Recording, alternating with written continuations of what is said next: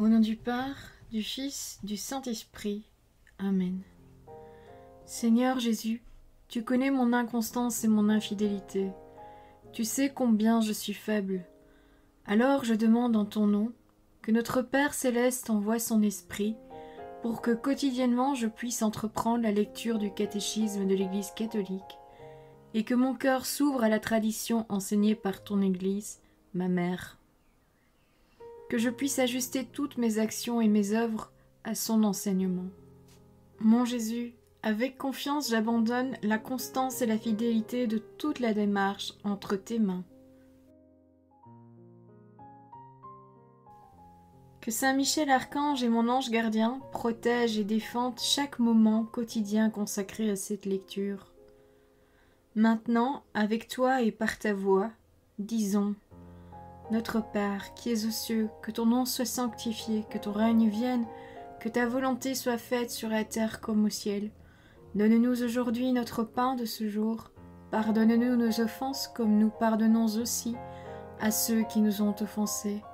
Et ne nous laisse pas entrer en tentation, mais délivre-nous du mal. Amen. Ensemble, mon Jésus d'amour, saluons notre sainte maman, la Vierge Marie.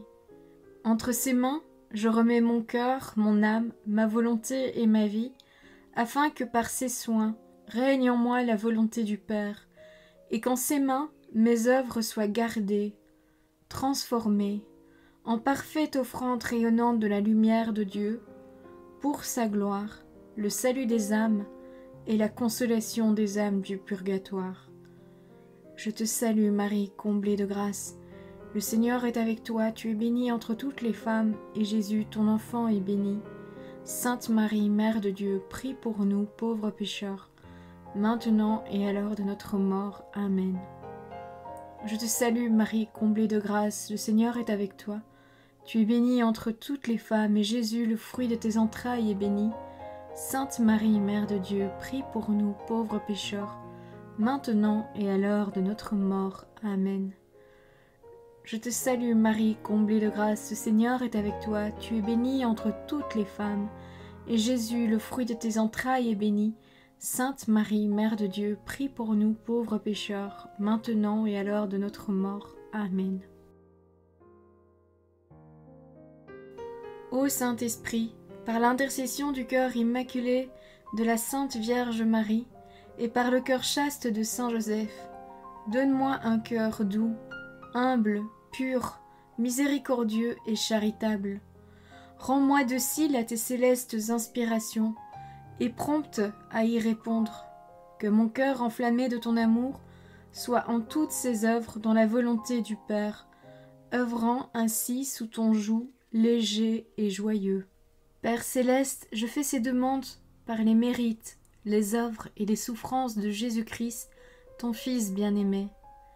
En mon nom, au nom des âmes de ma famille, au nom des âmes de mes proches, au nom des âmes qui se sont recommandées à mes prières, au nom des âmes constituant ta Sainte Église, le pape, les cardinaux, les évêques, les prêtres, les religieux et religieuses, les laïcs, au nom des âmes qui ne te connaissent pas, des âmes des païens, des âmes des hérétiques, des âmes des apostats et des âmes froides, en tout temps, dans les siècles des siècles. Amen. Article 2.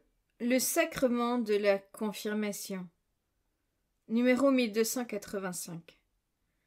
Avec le baptême et l'Eucharistie, le sacrement de la confirmation constitue l'ensemble des sacrements de l'initiation chrétienne, dont l'unité doit être sauvegardée. Il faut donc expliquer aux fidèles que la réception de ce sacrement est nécessaire à l'accomplissement de la grâce baptismale. En effet, par le sacrement de confirmation, le lien des baptisés avec l'Église est rendu plus parfait. Ils sont enrichis d'une force spéciale de l'Esprit Saint et obligés ainsi plus strictement à répondre et à défendre la foi par la parole et par l'action en vrais témoins du Christ. Premier point. La confirmation dans l'économie du salut. numéro 1286. Dans l'Ancien Testament, les prophètes ont annoncé que l'Esprit du Seigneur reposerait sur le Messie espéré, en vue de sa mission salvifique. La descente de l'Esprit Saint sur Jésus lors de son baptême par Jean fut le signe que c'était lui qui devait venir et qu'il était le Messie, le Fils de Dieu. Conçu de l'Esprit Saint, toute sa vie et toute sa mission se réalisent en une communion totale avec l'Esprit Saint que le Père lui donne sans mesure. Voir l'Évangile selon saint Jean, chapitre 3, verset 34.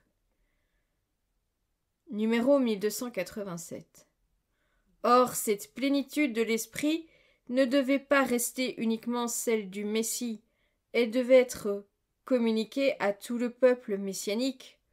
À plusieurs reprises, le Christ a promis cette effusion de l'Esprit, promesse qu'il a réalisée d'abord le jour de Pâques, et ensuite de manière plus éclatante le jour de la Pentecôte. Remplis de l'Esprit Saint, les apôtres commencent à proclamer les merveilles de Dieu. Voir les Actes des Apôtres, chapitre 2, verset 11. Et Pierre de déclarer que cette effusion de l'Esprit est le signe des temps messianiques. Ceux qui ont alors cru à la prédication apostolique et qui se sont fait baptiser ont à leur tour reçu le don du Saint-Esprit. Numéro 1288.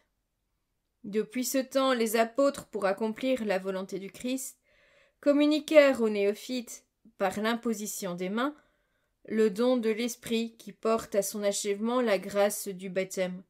C'est pourquoi, dans l'Épître aux Hébreux, prend place parmi les chrétiens de la première instruction chrétienne, la doctrine sur les baptêmes et aussi sur l'imposition des mains.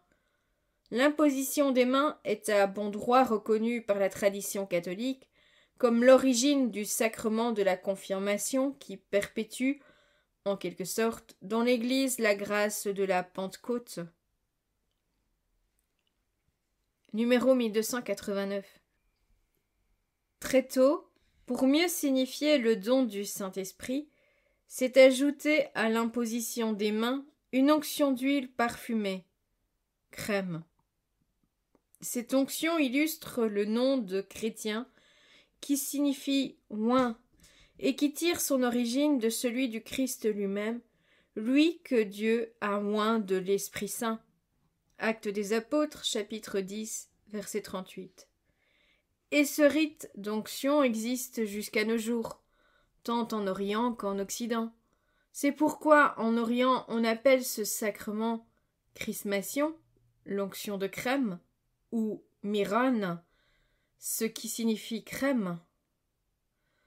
En Occident, le nom de confirmation suggère que ce sacrement, à la fois, confirme le baptême et affermit la grâce baptismale. Deux traditions, l'Orient et l'Occident. Numéro 1290. Au 1er siècle, la confirmation constitue généralement une unique célébration avec le baptême, formant avec celui-ci, selon l'expression de saint Cyprien, un sacrement double. Parmi d'autres raisons, la multiplication des baptêmes d'enfants, et ce en tout temps de l'année, et la multiplication des paroisses rurales, agrandissant les diocèses, ne permettent plus la présence de l'évêque à toutes les célébrations baptismales. En Occident, parce que l'on désire réserver à l'évêque l'achèvement du baptême, s'instaure la séparation temporelle des deux sacrements. L'Orient a gardé unis les deux sacrements, si bien que la confirmation est donnée par le prêtre qui baptise. Celui-ci, cependant, ne peut le faire qu'avec le miron, consacré par un évêque. Numéro 1291. Une coutume de l'Église de Rome a facilité le développement de la pratique occidentale, grâce à une double onction au Saint-Crème après le baptême, accomplie déjà par le prêtre sur le néophyte au sortir du bain baptismal, Elle est achevée par une deuxième onction faite par l'évêque sur le front de chacun des nouveaux baptisés.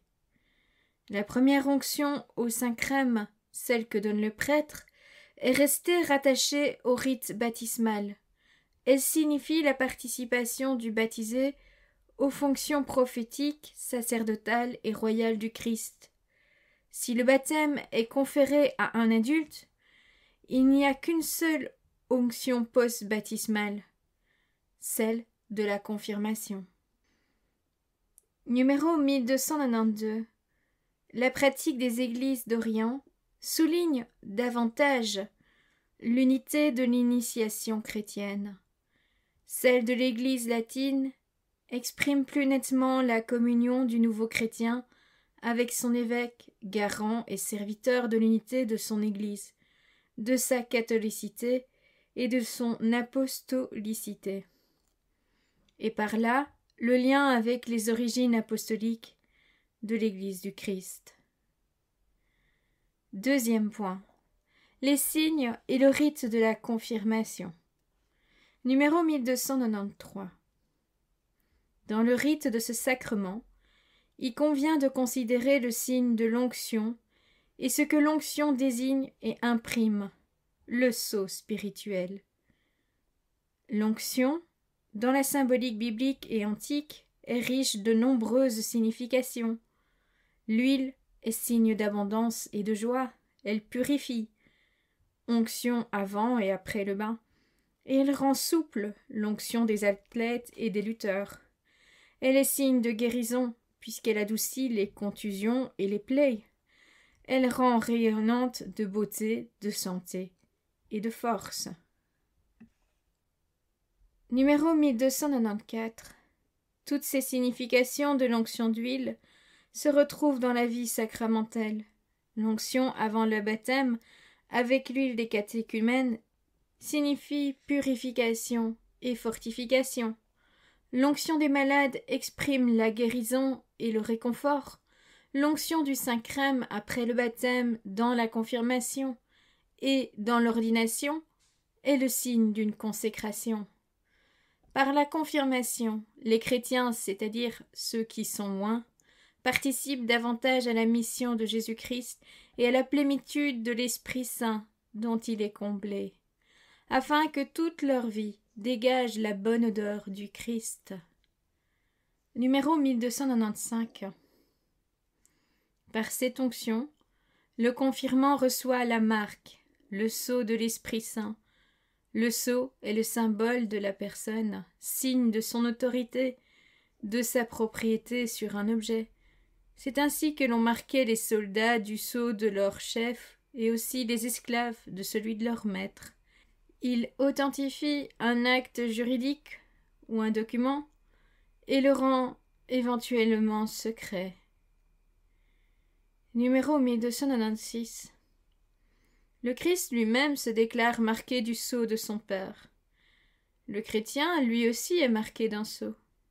Celui qui nous a fermis avec nous dans le Christ et qui nous a donné l'onction, c'est Dieu, lui qui nous a marqués de son sceau et a mis dans nos cœurs les arts de l'esprit. Voir la deuxième lettre aux Corinthiens, chapitre 1, versets 21 et 22.